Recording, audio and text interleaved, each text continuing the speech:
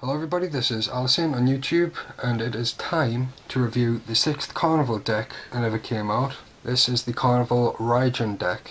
I think that's how you say it, I'm not too sure, but Ryujin, that's what we'll call it. And that's what everybody else says, so, you know, I want to be in with the crowd. The box, as you can see straight away, it's a lot different.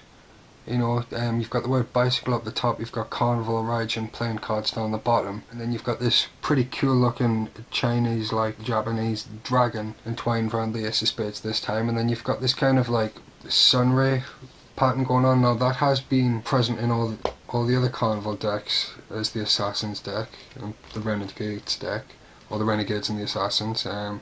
See, it's even slightly, and I know you can't see that, but it's slightly there in the Karnival, in the first two Karnival decks. It's more apparent in that one. You know, this time it's like really, you know, out there. On the right hand side of the box it says air cushion finish made in the USA. On the left hand side of the box, it's a little bit different this time. It says brought to you by www.karnivalinc.com. At the bottom of the box looks a bit different because they've kept their Erlanger address like they did with the last two, except they kind of squeezed in graphics by Sam Hales and www.dozeprod.com. This time the reveal is the Ace of Hearts. On the top of the box, you know, it's the first Karnival deck to do this, but actually had some artwork on the top, and they're kind of like little sun patterns. We've got a black seal, by the way, as you can see, but in the middle of this, in the center of these sun rays, this one says K and this one says R, so Karnival Ryujin, I can only assume.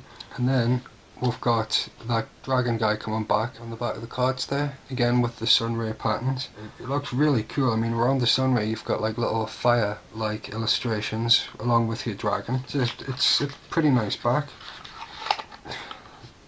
That's where all the joy stops, I'm afraid though, because this deck, I mean, the extra cards in this deck, you can't fault it for the extra cards in the deck. You get a blank face card there, that's your first one, and then you get this kind of advertising card with the original Karnival Ace of Spades on it, which was a nice touch. And then on the back of that one it says you'll choose the 5 of diamonds. I don't know if you've noticed with this though, but the picture's slightly off center. Now this is recently, it's been a recurrent thing from the US playing card company. There's the blank face card, and I'll just pick any card at random. You'll do. There we go. They're all off center, and that's a really big clue as to why the other reason is I don't like this deck. There's the Ace of Spades anyway, from the front of the box. It's a really nice Ace of Spades. The Jokers. It was the first Karnival deck I saw that didn't have a skeleton on it. You've got this kind of like woman with a long samurai sword or warrior type figure, and it looks really cool. But the thing that like I picked up on straight away about this deck, look at her feet. Now, like, I'm not saying like I hate feet or anything, but you know, those feet, I mean, like they just seem huge for some reason. You know what I mean? If I turn it around that way so you can see it better, you know, it just doesn't look like how a foot should look, but I mean, it might supposed to be like that anyway. But there's the Ace of Spades on top of that as well. And now we're on to the main reason I don't like this deck, because as far as the court cards go, you know, we brought in a lot of that gold colour from the cover of the deck, but this is one of the decks out there that has the perfect pip. And if you've been a subscriber on my channel for a while, you'll know by now I can't stand the perfect pips. I honestly couldn't believe it. I was when I got this deck. I mean, the pretty cool thing is, this was actually bought as a gift from someone, and the funny thing about it is I actually got it a day early.